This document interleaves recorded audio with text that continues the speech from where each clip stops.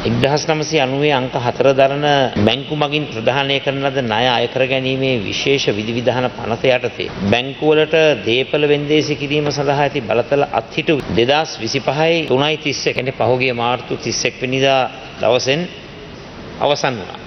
Ninja strike කරපොත්තන් මර්ධනයට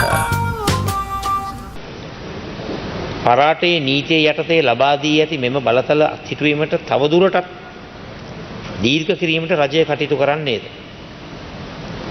ඒ මොකද ගරු නියෝජක කතානායකතුමනි මේ පරාටේ නීතිය ක්‍රියාත්මක කිරීම අත්හිටුවේ මේ ණය ප්‍රශ්නෙන් පීඩනයට පත් වී සිටින ශුද්‍ර කුඩා හා මධ්‍ය පරිමාණයේ කර්මාන්තකරුවන්ගේ ප්‍රශ්නයට තිරසර විසඳුමක් ලැබෙනවයි කියන බලාපොරොත්තුවමයි.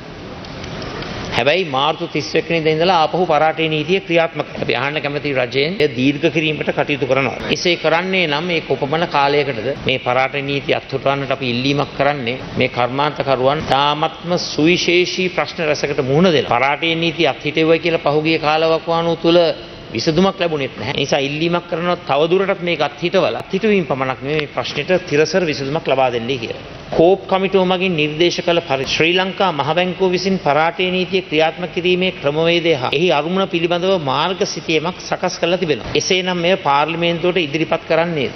පරාටේ නීතිය ක්‍රියාත්මක වූ 2019 සිට පසුගිය වර්ෂ 5ක කාල සීමාව තුළදී ශුද්‍ර කුඩා සුළු හා මධ්‍ය පරිමාණයේ ව්‍යවසායක මහ පරිමාණ ආයතන සහ පුද්ගලික ව්‍යවසාය කොපමණ පිරිසකගේ දේපල වෙන්දේසි කිරීමට කටයුතු කර තිබේ. එහිදීම එක් ව්‍යවසායකයන් විසින් නොගෙවන ලද ණය ප්‍රමාණය නැතුළත් වාර්තාවක් සභාගත කරන්නට ඔබ කටයුතු කරන්නේ රජය විසින්ම කරන ලද සංගණනයක් අනුව අපි හැමෝම දන්නවා ශුද්‍ර කුඩා හා මධ්‍ය පරිමාණයේ කර්මාන්ත පහුගිය කාලේ 2,63,000ක් වැහිලා තියෙනවා. 2,63,000ක් අකර්මණ්‍ය වෙලා තියෙනවා. ඉතින් මේ තත්ත්වය තුළ මොකක්ද මේ කර්මාන්ත වලට සහනයක් ලබා දෙන්නේ? නැවතත් ඒවා පණ ගන්නන්නට රජය ගන්න ක්‍රියාමාර්ගය මොකක්ද කියන එක මම මේ අවස්ථාවේදී අහන්න කැමතියි. පරාටේ නීතිය යටතේ බැංකු වලට ලබා දී ඇති බලතල අත්හිටුවීම හැරුණුකොට පසුගිය කාල සීමාවේදී ස්ථිර වශයෙන් වසා දැමුණු ව්‍යාපාර, తాවකාලිකව වසා දැමුණු ව්‍යාපාර සහ දුෂ්කර තත්ත්වයේවත් දැඩි අසීරුතාවයකින් පවත්වාගෙන යනු ලැබූ සුළු හා මධ්‍ය පරිමාණයේ ව්‍යාපාර යලි ගොඩනැගීම සඳහා දරාගත හැකි පිරිවැයක් යටතේ නව කාරක ප්‍රාග්ධනයක් සැපයීම කෙරෙහි රජයේ අවධානය යොමු වී තිබේද? එසේනම් ඒ සඳහා රජය ගෙන ඇති ක්‍රියාමාර්ග මොනවද? මේ විශේෂයෙන්ම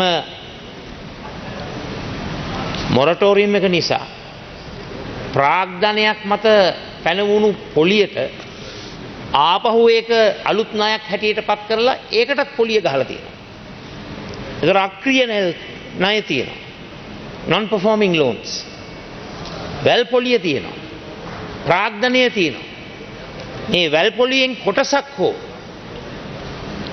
ඉවත් කරන්නට කපා හරින්නට රජය කටයුතු කරනවද කියන එක මම මේ අවස්ථාවේදී අහන්න කැමතියි. ඒ වෙන මොනවත් නිසා නෙවෙයි මේ ශුද්‍ර කුඩා හා මධ්‍ය පරිමාණයේ කර්මාන්තකරුවන් මුහුණ දෙන මේ බරපතල ගැටලුකාරී තත්ත්වය නිසායි මම මේ කරුණු කාරණා ටික ඉදිරිපත් කරන්නේ. අක්‍රිය ණය හිමියන් බවට පත්වීම නිසා සුළු හා මධ්‍ය පරිමාණ කර්මාන්තකරුවන් බොහෝ පිරිසක් මේ වන විට ආසාදු ලේඛන ගතව තිබෙනවා. මේ සම්බන්ධයෙන් රාජ්‍ය පෞද්ගලික බැංකු සමග සාකච්ඡා කර නෙගෝෂিয়েට් කරලා එම ණය ප්‍රතිව්‍යුහගත කිරීම පිළිබඳව රජයේ ගෙන ඇති පියවර කවරේද? කරු නියෝජක කතානායකතුමනි වාර ගණනාවක් මහා භාණ්ඩාගාරයටත් මුදල් අමාත්‍යාංශයටත් කර්මාන්ත අමාත්‍යාංශයටත් මේ සුළු ශුද්‍ර හා මධ්‍ය පරිමාණයේ කර්මාන්තකරුවන් ගෙන්නලා තියෙනවා. ගෙන්නලා තීන්දුව වලට එළඹිලා තිබෙනවා. හැබැයි තීන්දුව ටික අරගෙන බැංකුවට ගියාම කියනවා නෑ මේවා අපිට කරන්න බෑ කියලා. උපදෙස් ලැබිලා නැහැ කියලා. මේ විදිහට අවස්ථා ගණනාවකදී රස්යාදු කරලා තිබෙනවා. ඒ නිසා තවදුරටත් මේ කුඩා ශුද්‍ර සුළු මධ්‍ය පරිමාණයේ කර්මාන්තකරුවන්ව රස්යාදු කරවන්නේ නැතුව මේ ප්‍රශ්නයට ලබා දෙන තිරසර විසඳුම මොකක්ද කියන එක අපි දැනගන්නට කැමතියි. අද දෙරණ YouTube නාලිකාව YouTube අද දෙරණ දැන්ම සබස්ක්‍රයිබ් කරන්න.